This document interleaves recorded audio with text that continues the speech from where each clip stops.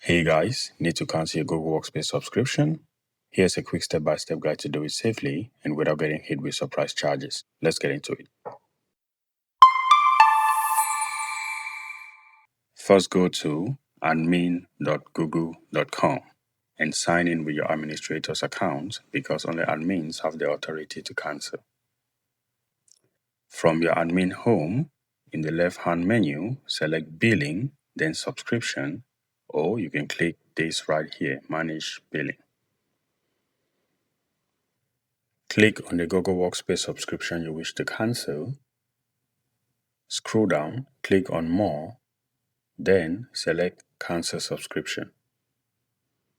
You'll be prompted, select a reason for cancellation, then click Continue.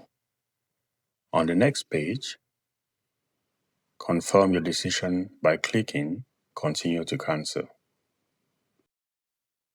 Check this box to confirm you've read the information and want to continue. Enter your admin email address, then click on Cancel My Subscription. And there you have it, guys. If you found this video helpful, please give it a like and don't forget to subscribe to the channel for more tutorials like this. Thanks for watching and see you in the next one.